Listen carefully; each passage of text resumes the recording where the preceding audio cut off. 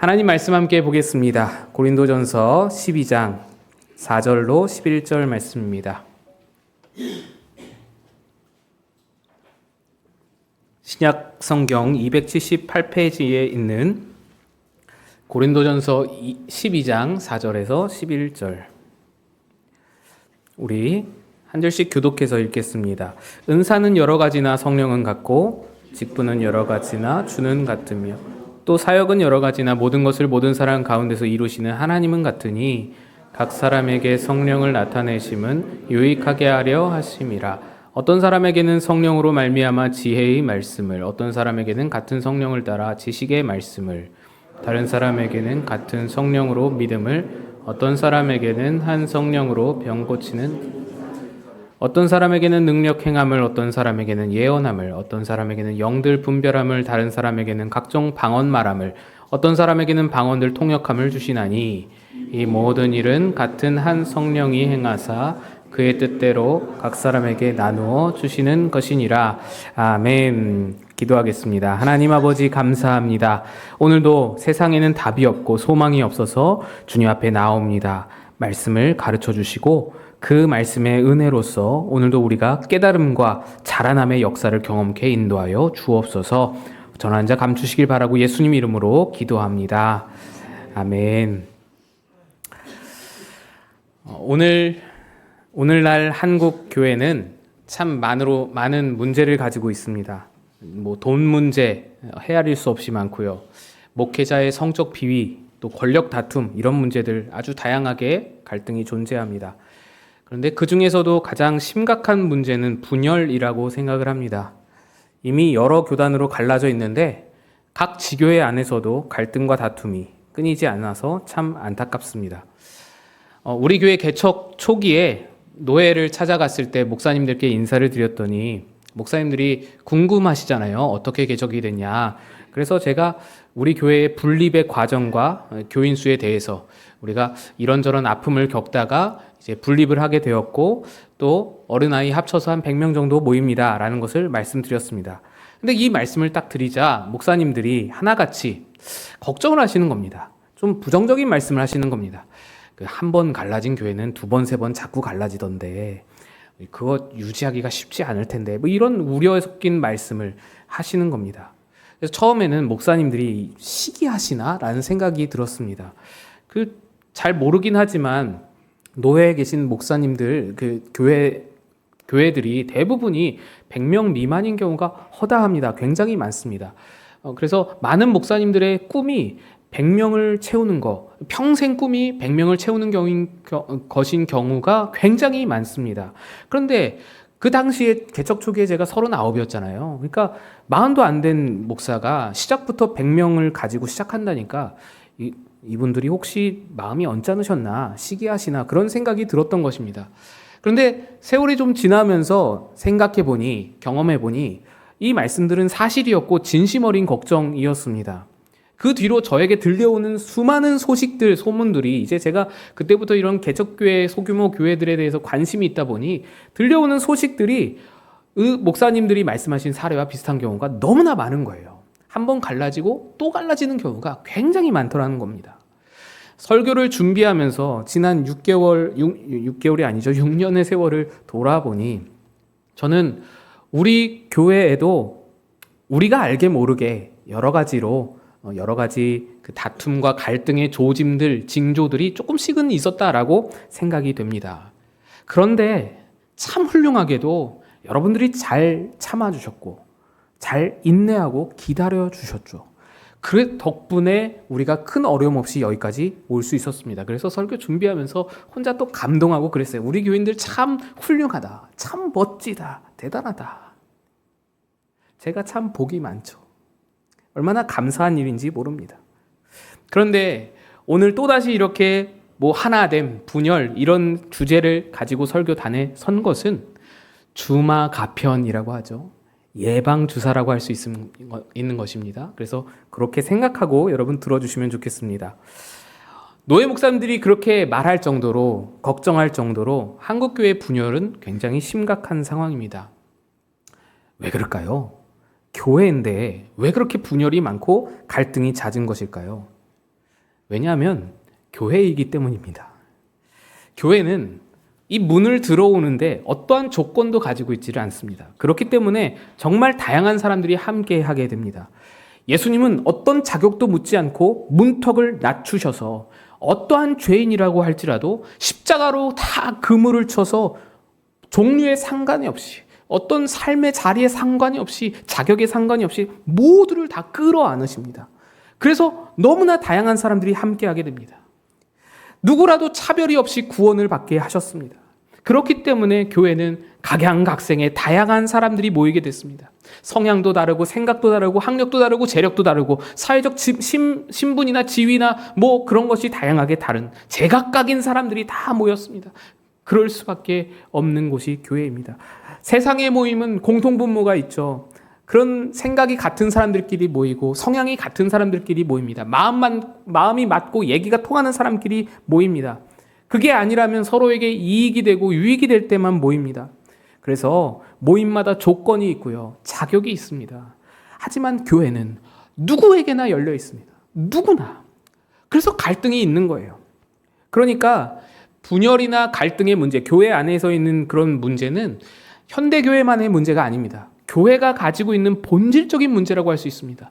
예전부터 교회면은 가지고 있는 문제. 그래서 사도들이 세웠던 초대교회들에도 똑같은 문제들이 있었습니다. 고린도 교회를 보면 잘 알 수 있죠. 고린도 교회는 수많은 문제를 떠안고 있었는데요. 그 중에서도 분파 문제가 심각했습니다. 나는 아볼로에게라, 나는 바울에게라, 나는 베드로에게라. 나는 바울도 아볼로도 베드로도 다 싫은데 그럼 우리 예수파라고 짓자. 우리는 예수에게 속했다. 이런 식으로 파당이 4개나 나눠져 있었습니다. 사도 바울은 이런 분파의 원인을 이렇게 진단합니다. 고린도전서 11장 19절을 보시면 너희 중에 파당이 있어야 너희 중에 옳다 인정함을 받은 자들이 나타나게 되리라. 이 말이 무슨 말이냐면 너희는 누군가를 배타적으로 비난하고 분리시켜서 자기 옳음을 증명하는구나. 그런 식으로 밖에는 너희가 자기 옳음을 증명할 방법이 없구나. 이 말씀을 하는 겁니다. 고린도 교회에서 바울은 거짓 사도들에게 어떤 거짓 교사들의 어떤 모함으로 사도권의 의심을 받고 있었는데 이 문제와 깊은 연관이 있습니다. 바울은 하나님 앞에 자기의 사도권을 변론해야 했습니다. 나는 내가 전한 복음이 상처받지 않기 위해서 내 사도권을 보호하고 변론해야 했습니다. 그런데 수많은 사람들이 그것을 공격합니다. 그 바울에게 속한 자들을 깎아내리기 위해서 바울을 깎아내리고 또 바울에게 속한 자들을 깎아내리기 위해서 나는 아볼로에게 속했는데 아볼로는 바울보다 뛰어나. 바울보다 실력이 출중해. 바울보다 설교를 잘하잖아. 기가 막히게 말을 하잖아. 바울을 봐라. 약점이 이렇게 많잖아. 이거 저거 얼마나 약점이 많냐. 그러면서 분파가 생기는 겁니다. 그러니까 파당이 있어야 옳다 인정함을 받는다라는 말은 저들은 틀렸어. 저들은 연약해. 하지만 나는 그들과 달라. 이렇게 자기를 증명하는 방법 말고는 쓸 줄 모르는 거예요. 아무것도 다른 것으로는 내 어떤 우월함을 증명할 방법을 가지고 있지 않는 겁니다. 고린도 교회의 모든 문제가 다 여기서 시작됩니다. 남을 틀렸다고 함으로 내 옳음과 우월함을 증명하고자 하는 이 본질적 문제가 그 가슴 깊이 또아리를 틀고 있다 보니까 거기서부터 모든 건수만 생기면 문제가 발생하는 싸움이 나는 거예요. 우상 제물 가지고 싸우고 여성의 지위 가지고 싸우고 성만찬 가지고 싸우고 다 이 본질적인 문제, 어떠한 것을 가지고 어떤 다름을 가지고 배타적으로 비난하면서 내 옳음을 증명하고자 하는 그 마음 때문에 다 문제가 나고 싸움이 나고 끊임없이 싸움이 일어났습니다. 그게 고린도 교회입니다. 근데 그 중에서도 가장 격하게 싸웠던 문제가 바로 오늘 본문에 기록된 은사의 문제였습니다. 은사로서 또 자기 우월함을 증명하는 거예요. 그 자기 우월함을 증명하는데 은사를 써먹는 거예요.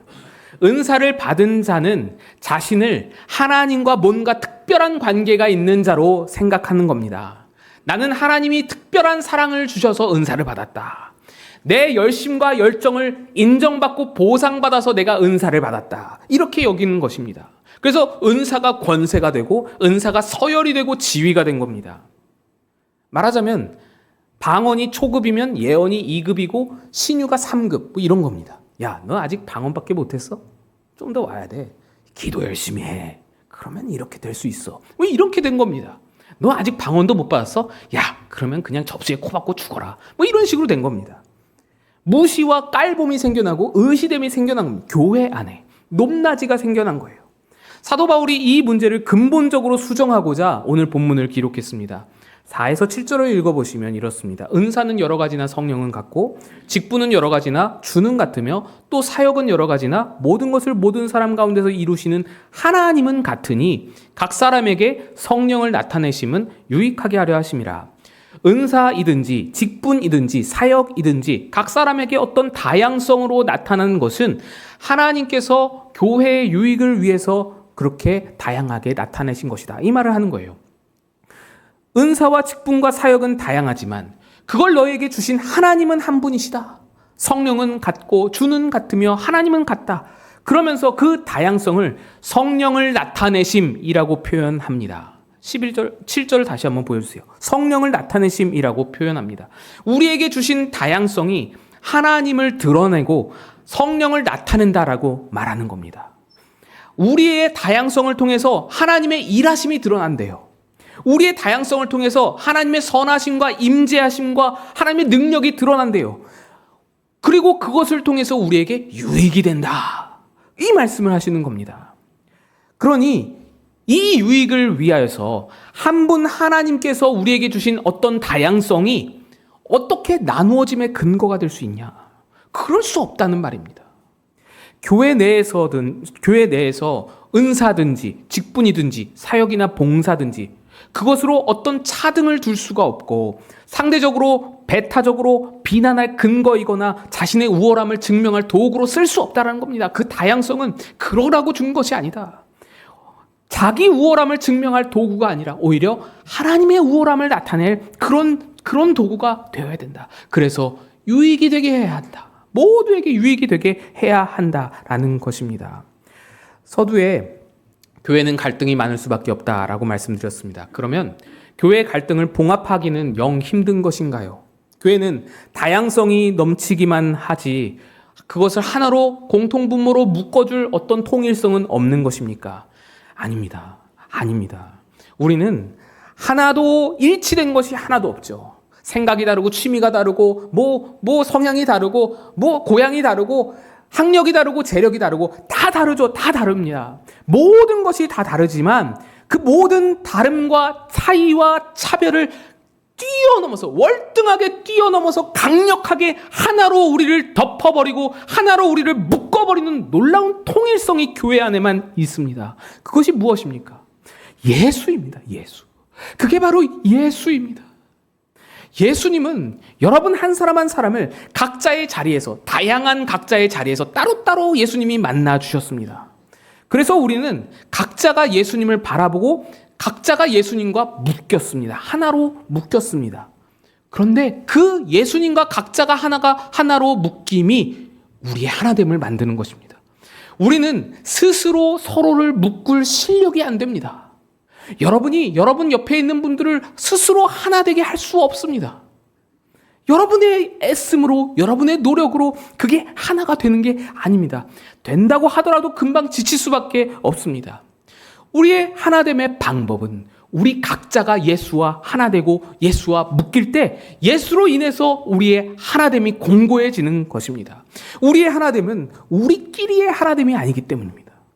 우리의 하나됨은 예수 안의 하나됨이요, 예수의 방식으로 하나됨이요, 예수로서만 하나 될 수 있는 놀라운 신비가 교회에 있기 때문입니다. 오늘날 교회들이요, 자꾸 어떤 프로그램으로 교인들이 하나 되게 하려고 애를 씁니다. 심지어는 어떤 비전으로 교회의 하나됨을 꾀합니다. 어디다가 하나 깃발을 딱 꽂고는 저기로 모여라! 그래서 모든 교인을 거기로 집결시키는 것으로 교회의 하나됨을 만들려고 합니다. 모든 성도를 하나의 비전, 하나의 가치관으로 결집시키려고, 그래서 획일화시키려고 합니다. 그렇게 모든 교인들의 다양성을 다 묵살하고 그렇게 하나로 획일하여 일치 단결하여 그렇게 된 교회, 그래서 한 방향으로 쭉 나아가는 교회를 좋은 교회라고 칭송을 합니다. 그러나 여러분, 주의하셔야 합니다. 그런 하나됨은 조직적 하나됨은 될 수 있지만, 어떤 제도적 하나됨, 어떤 감정적 하나됨은 될 수 있지만, 예수 안에 이루시는 하나됨은 그런 게 아닙니다. 예수 안에 하나됨은 서로의 다양성이 모두에게 각각 다 살아있는 채로 하나 되는 것입니다. 그게 어떻게 되냐고요? 그래서 신비입니다. 그래서 교회의 하나됨은 참으로 신비한 것입니다. 놀라운 것입니다. 예수가 그것을 만들어 가십니다. 각양각색의 다른 사람들이 각자가 다 예수 안에 묶임으로 예수가 우리를 하나로 묶어내십니다. 예를 들어서 목사와 성도가 하나 되는 방법이 무엇입니까? 같이 볼링 치고 같이 밥 먹고 노닥거리고 그래야 꼭 하나가 되겠습니까? 물론 그 친교도 너무나 중요합니다. 중요한 요소인데, 그렇게 따지면 10,000명이 넘어가는 교회의 담임 목사님은 어떤 교인과도 하나가 되기가 힘들 것입니다. 목사와 성도의 하나됨은 그렇게 이루어지는 것이 아닙니다. 목사는 설교를 통해서 예수를 말하고, 성도들은 그 설교를 들으면서 예수를 바라볼 때 예수 안에서 하나가 되는 것입니다. 이것이 교회의 신비입니다. 하나님의 놀랍고 비밀스러운 역사입니다. 그래서 교회 밖에서는 교회의 하나됨을 이해할 수가 없는 겁니다. 너희는 술 안 마시고 어떻게 그렇게 친해? 이런 말이 나오는 거예요. 그러나 목사가 자꾸만 설교를 통해서 자기 우월감을 얻으려고 하고, 어떤 카리스마나 어떤 자기 권위나 리더십으로 그렇게 설교를 통해서 자기 리더십을 확인하고자 하면, 그렇게 해서 어떤 리더십으로 통솔로 성도들을 하나로 만들고, 그렇게 해서 성도들이 따르는 것 같고 그렇게 하나 된 듯 보이기도 하지만, 그것은 왜곡된 하나됨입니다. 인간적인 하나됨입니다. 다 똑같은 생각을 하게 만들어버려서 획일화시키는 것은, 여러분, 파시즘이라고 아시죠? 히틀러의 방법이고 공산주의의 방법이 그러합니다. 우리가 그걸 따를 수는 없지 않습니까? 자기 리더십으로 하나됨을 이룰 수 없다는 겁니다. 그런 하나됨은요, 목사 한 명 나가 떨어지면 금방 와야 됩니다. 다 무너지는 겁니다. 중심축이 없어졌기 때문에, 기준이 없어졌기 때문에 다 무너지는 거예요. 그게 예수 안의 하나됨입니까? 예수가 이루시는 신비입니까? 그럴 수 없다는 것입니다. 예수 안의 하나됨은 사람을 획일화하지 않고 각양 다른 생각들을 다 일치시키고 강력하게 리더십으로 통일시켜서 하나 되게 하지 않고, 십자가를 지심으로, 자신이 십자가에 죽으심으로 각 사람을 만나시고 각 사람을 존중하시고 각 사람을 사랑하셔서 그들의 다양성이 살아있는 채로 하나로 묶으십니다. 놀라운 신비입니다. 인간은 생각할 수 없는 놀라운 하나됨이 여기서 이루어지는 것입니다. 그래서 우리가 가진 어떠한 다양성도 우리의 우월감의 근거가 될 수 없습니다. 직분도 마찬가지입니다. 우리 여기서 자꾸 걸려 넘어지거든요. 여러분이 하나님 앞에 서실 때에 여러분의 직분이 상급이 되리라고 많이들 생각하실 줄로 압니다. 저도 그랬어요. 저도 하나님 앞에 설 때, 하나님, 저 이 목사입니다. 저 목사로 은퇴했습니다. 저 목사로 몇 년간 열심히 했습니다. 이러면 하나님이 알아주실 거라고 생각이 들었어요. 근데 그게 아니라, 성경을 아무리 봐도, 말씀을 아무리 연구해 봐도 그런 게 아니었습니다. 우리는 다 목사로, 권사로, 집사로 부름받은 하나의 역할로서 이 땅에서 존재합니다. 그 모든 직분은 교회 안에서 허락하신, 하나님이 교회 안에서 한정하여서 주신 역할입니다. 천국에서도 목사가 아니라는 거예요. 그러면은 우리가 하나님 앞에 설 때는 무엇으로 섭니까? 성도로 서는 것입니다. 하나님은 우리에게 어떠한 직분의 계급이나 지위를 주신 것이 아니라, 직분이 우리의 지위가 되고 직분이 우리의 높낮이가 되는 것이 아니라, 우리의 지위는, 우리의 신분은 오직 한 가지, 성도의 지위를 주셨습니다. 하나님 자녀라는 신분을 주신 겁니다. 그것 외에 다른 것은 없는 겁니다. 그러니까 하나님 앞에 설 때에 우리는 성도로 부르심을 받는 겁니다. 성도가 무엇입니까? 지극히 개인적으로 나를 만나주신 예수로 인해서 구원을 받아 예수를 믿고 예수를 바라며 예수를 섬기며 예수 안에 자라나는 것, 그것이 개개인의 성도의 삶이지 않습니까? 우리가 모두 다 성도로 여기에 앉아 있다면 여기에는 어떠한 차별도 없는 겁니다. 다 똑같이 예수의 은혜로 성도로 부름을 받은 자들이기 때문에 어떠한 차이도 없고 어떠한 높낮이가 없는 겁니다. 한없는 은혜로 죄 씻음을 받고 하나님의 자녀라는 똑같은 사랑을 받아 똑같은 지위와 신분을 누리는 자들인 겁니다. 오늘 사도 바울이 그 말을 하는 겁니다. 은사는 다양하나 성령은 같다. 직분은 다양하나 그걸 주는 하나님은 같다. 무슨 말입니까? 너희는 다 같은 하나님의 성도다. 뭐 어떤 은사나 직분을 받기 전에 너희는 성도로 부르심을 받았다. 하나님의 자녀다. 같은 자녀다라는 것입니다. 바울은 고린도전서 12장 마지막에 가서 이런 말을 합니다. 너희는 더욱 큰 은사를 사모하라. 좀 이상하게 들릴 수도 있어요. 아니, 방금까지 은사에 지위가 없고 높낮이가 없고 한 분 하나님이 주신 것이라 다 똑같은 성도라면서 더욱 큰 은사를 사모하라. 큰 은사가 있다는 거잖아요. 더 큰 은사, 더 지위가 높은 은사가 있다는 거잖아요. 그러니까 뭔가 말이 모순된 것 같은 그런 특별한 은사가 있는 것 같은 느낌이 드는 것입니다. 근데 그런 말이 아닙니다. 여기서 더욱 큰 은사를 사모하라는 말은요, 사랑을 말합니다. 근데 그 사랑을 말하면서 그래서 이어지는 고린도전서 13장에 가보시면 사랑장이 이어집니다. 내가 천사의 말을 할지라도 사랑이 없으면 소리나는 구리와 울리는 꽹과리가 되고 또 사랑은 오래 참고 사랑은 온유하며 이렇게 이어지게 되죠. 그런데 여러분, 그 사랑, 더욱 큰 은사라고 하는 그 사랑은 어떻게 시작할 수 있습니까? 여러분은 사랑을 여러분 자체적으로 생성해낼 수 있으십니까? 우리가 서로 사랑할 수 있는 근거가 어디에 있습니까? 말씀으로 확인해 볼까요? 요한일서 4장입니다.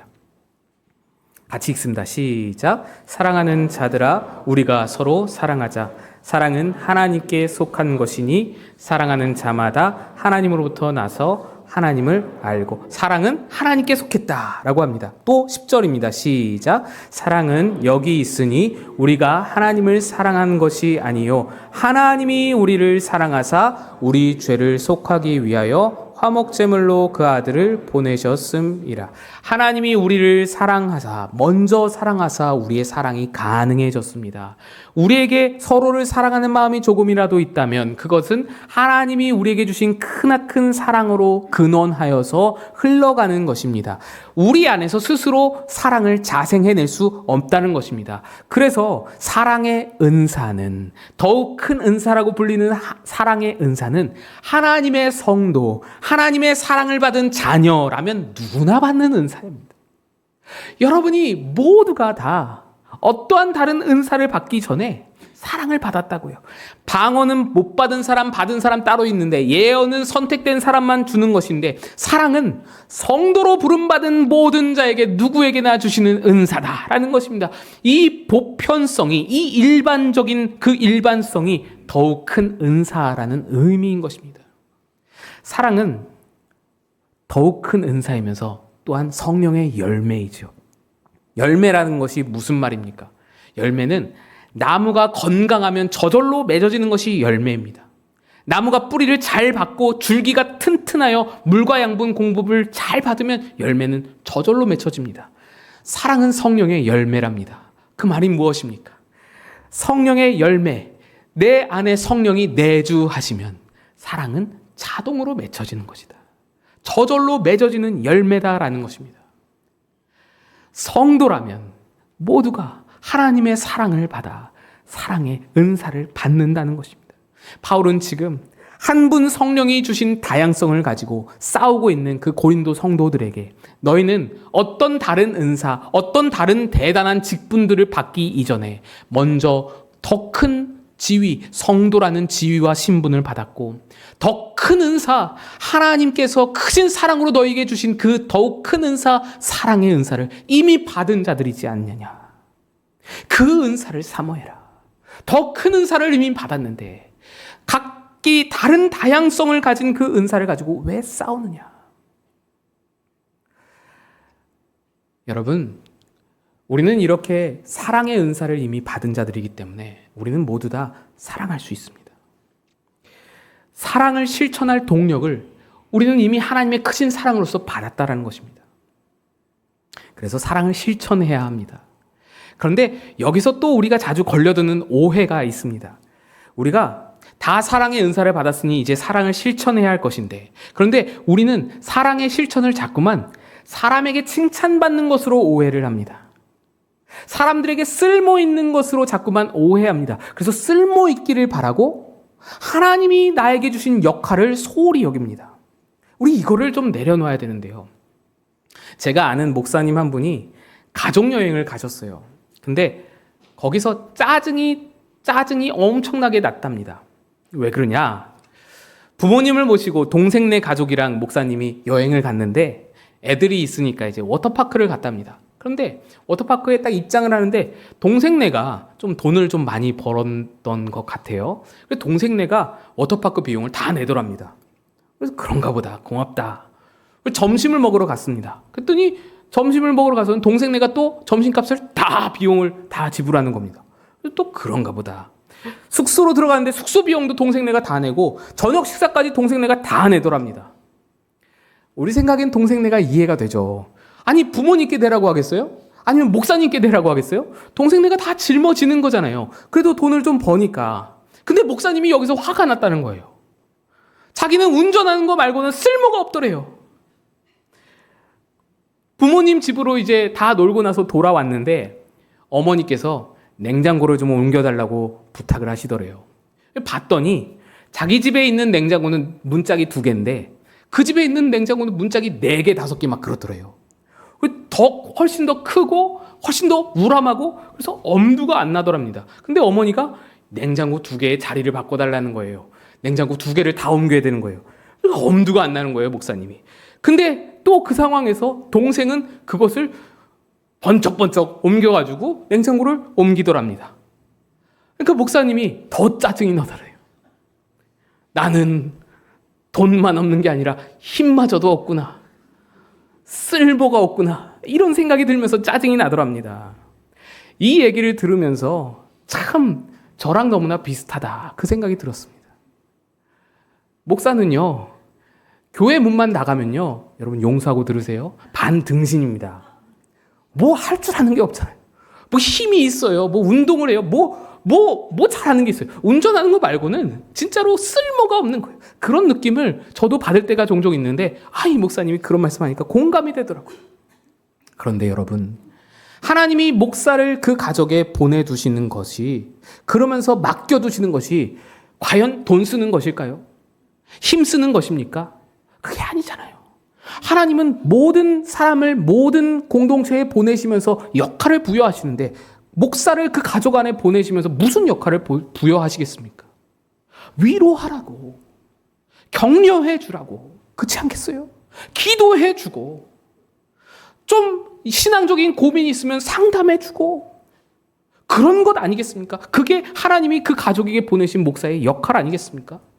돈 낼 수 없어서 힘 못 써서 짜증내고 그럴 게 아니라고요. 자기의 역할이 따로 있는 거예요. 교회 안에서도 똑같습니다. 사랑을 실천하되 우리는 다 같은 방식으로 실천할 수 없어요. 각자의 방식이 있고 각자의 자리가 있고 역할이 있는 겁니다. 우리 말씀을 한번 읽어볼까요? 로마서 12장 6에서 8절입니다. 우리에게 주신 은혜대로 받은 은사가 각각 다르니 혹 예언이면 믿음의 분수대로, 혹 섬기는 일이면 섬기는 일로, 혹 가르치는 자면 가르치는 일로, 혹 위로하는 자면 위로하는 일로, 구제하는 자는 성실함으로, 다스리는 자는 부지런함으로, 긍휼을 베푸는 자는 즐거움으로 할 것이니라. 사랑을 실천함에 있어서 각자에게 부여된 각각의 역할이 다르다는 겁니다. 다양성이 있다는 겁니다. 예수님이 우리의 다양성을 살려놓은 채로 신비한 방법으로 우리를 하나로 묶으신 이유가 여기에 있답니다. 성경은 여러분에게 처음부터 뭐 대단한 거 하려고 애쓰고 희생하고 헌신하고 결단하고 그러라고 말하지 않습니다. 너에게 맡기신 작은 역할부터 시작하라. 너에게 맡기신 것을 시작하라. 예전 교회에서 그 바자회를 하잖아요. 그러면 부자들은 돈을 내시고 이제 돈을 낼 수 없는 형편의 분들은 오셔서 시간을 내어 봉사를 하십니다. 그런데 간혹 부자이면서 와서 몸으로 때우고 봉사를 하는 분을 봅니다. 그러면 여러분 어떻게 보이시나요? 좋게 보이시죠? 잘한다라고 생각이 되시죠? 아닙니다. 부자는 돈을 내셔야 돼요. 몸으로 하는 봉사는요, 돈을 낼 수 없는 사람들이 할 수 있는 사랑의 실천의 자리잖아요. 그걸 부자가 뺏으면 안 돼요. 돈을 가진 자는 돈으로 사랑을 실천하는 거예요. 그게 하나님이 부자에게 맡기신 역할입니다. 그래서 여러분이 부자시라면 좋은 옷 입으세요. 나 이거 길 가다가 3만 원에 샀다 이러지 마시고 좋은 옷 입으세요. 사서 입으시고 좋은 차 타고 다니세요. 그리고 밥을 사세요. 돈을 내세요.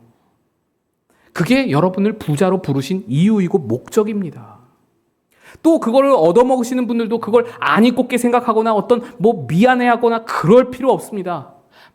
얻어먹을 줄도 알아야 돼요. 받을 줄도 아셔야 됩니다. 받는 사람이 있어야, 받는 사람이 고맙게 잘 받을 줄 알아야 주는 사람도 빛이 나는 것입니다. 감사하다고 말하고 고맙다고 말하면서 나는 내가 할 수 있는 것으로 교회 안에서 또 다른 사랑을 실천하면 되는 것입니다. 그래야 각자의 역할이 아름답게 빛이 나면서 예수님이 우리 안에 이루신 신비한 하나됨이 이루어지는 것입니다. 그 역할들에는, 우리에게 맡기신 각양의 역할들에는 크고 작음이 없습니다. 높고 낮음이 없습니다. 돈 내는 일은 큰 일이고 청소하는 일은 작은 일이고 그런 게 아닙니다. 그게 질투거리가 될 수가 없습니다. 다름일 뿐이지 높고 낮음의 문제이거나 옳고 그름의 문제가 아닌 것입니다. 다 사랑입니다. 다 사랑의 실천이잖아요. 각자의 자리에서 맡겨진 대로 사랑을 실천하는 거예요. 예수의 사랑을 내 모양대로, 내 생긴 대로 실천하는 거예요. 맡겨진 역할인 겁니다. 다양성 가운데 통일시키는 교회의 하나됨의 놀라운 신비인 것입니다. 남에게 맡겨진 역할을 질투하고 비난할 것이 아니라 내게 맡기신 역할이 무언지를 찾아내셔야 합니다. 내게 주신 놀라운 사랑을 작은 일이더라도 나름대로 실천할 수 있다면 그게 여러분을 부르신 여러분의 자리입니다. 남의 자리까지 내가 하려고 애쓰고 노력하지 마세요. 그 마음은 사람에게 칭찬받으려는 마음입니다. 그러지 마세요. 하나님이 내게 맡기신 것을 찾아서 그거 하나라도 열심히 잘 하시면, 실천하시면 됩니다. 정 못 찾으시겠으면, 나는 도저히 모르겠어요. 목사님 뭔지 모르겠어요. 날 어디로 부르셨어요? 모르겠어요. 그러면 일단 웃으세요. 미소를 지으세요. 사람들 교회에서 만날 때마다 웃으세요. 웃어야 사랑이 드러나고 웃어야 하나님이 드러나지 않으시겠습니까? 하나님이 여러분을 성도로 부르셨습니다. 내게 부여된 신분과 지위가 무엇인지, 내가 얼마나 큰 사랑을 받았는지 확인하셔야 됩니다. 그리고 그 사랑을 여러분의 모양대로 실천하시는 거예요. 그럴 때에 우리가 놀랍게 하나 될 수 있습니다. 각자가 다른데도 하나 될 수 있습니다. 다양한 여러분들이 다 예수 안에 그렇게 하나가 됩니다. 이것이 교회가 가진 놀라운 신비입니다. 이를 통해서 우리 안에 있는 하나님의 크신 사랑이 세상에 드러날 줄로 믿습니다. 우리 같이 일어나서 찬양하겠습니다.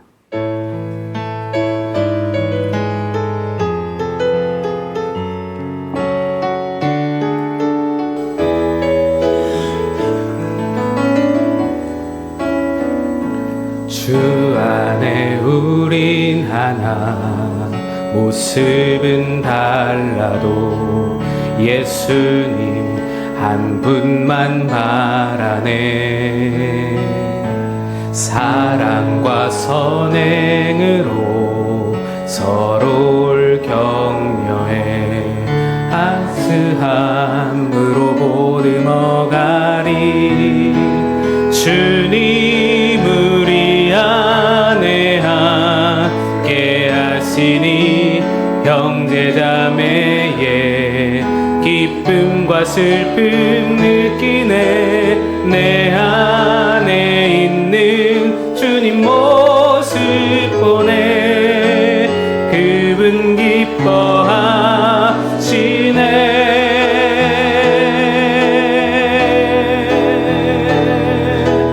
주님 우리를 통해 계획하시니 부족한 입술로 찬양하게 하시니.